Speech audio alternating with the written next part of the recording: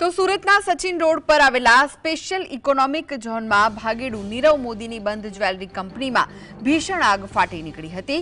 Ground ફ્લોરથી શરૂ થયેલી આગે જોતજોતામાં પ્રથમ માળને ઝપેટમાં લીધો હતો। ફાયર ફાઇટરોએ 6 કલાકની ભારે જહેમત બાદ આગ પર કાબુ મેળવ્યો, પરંતુ ત્યાં સુધીમાં મહત્વના દસ્તાવેજો બળીને ખાખ થઈ ગયા। આ ઘટનાના કારણે અનેક શંકાઓ ઉદ્ભવી રહી છે, કારણ કે ઈડીની કાર્યવાહી બાદ કંપની સીલ હતી અને પાવર કનેક્શન પણ કાપી દેવામાં આવ્યું હતું। ચર્ચા એવી થઈ રહી છે કે કંપનીમાંથી કિંમતી મશીનરી અને જ્વેલરીની ચોરી છુપાવવા માટે જાણી જોઈને આગ લગાડવામાં આવી હોઈ શકે છે। શોર્ટ સર્કિટની શક્યતા નહિવત હોવાથી આ મામલો તપાસના દાયરામાં આવ્યો છે।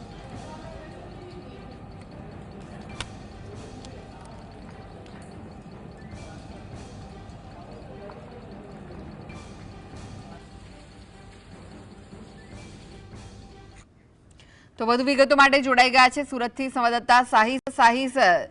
કંપનીમાં આગ લાગી છે અને તે પણ હવે શંકાના દાયરામાં આવી રહી છે, શું વિગતો મળી રહી છે? બિલકુલ તે ચોક્કસપણે સચિન વિસ્તારની અંદર ભાગેડુ નીરવ મોદીના ત્યાં જે રીતના કંપનીની અંદર આગનો બનાવ બન્યો હતો અને બેસ્તાન સહિતના ફાયર વિભાગનો કાફલો ઘટના સ્થળે પહોંચ્યો હતો। 6 કલાકથી વધુની મહેનત બાદ આગ કાબુમાં આવી હતી, પરંતુ મહત્વની વાત એ છે કે જે કંપની બંધ હતી અને કંપનીની અંદર કેટલાક દસ્તાવેજી પુરાવા હતા તે સંપૂર્ણપણે કાગળો બળીને ખાખ થઈ ગયા છે, પરંતુ આગ લાગવાનું કારણ હજી સુધી જાણી શકાયું નથી। કારણ કે જે ભાગેડુ નીરવ મોદી છે તે ખૂબ જ મોટું નામ ધરાવે છે અને તેમના જ કંપનીની અંદર આ આગનો બનાવ બન્યો હતો। આગના બનાવના પગલાને લઈને બેસ્તાન ફાયર વિભાગનો કાફલો ઘટના સ્થળે પહોંચ્યો હતો, પરંતુ દસ્તાવેજો જે પુરાવા હતા તે સંપૂર્ણ બળીને ખાખ થઈ ગયા છે।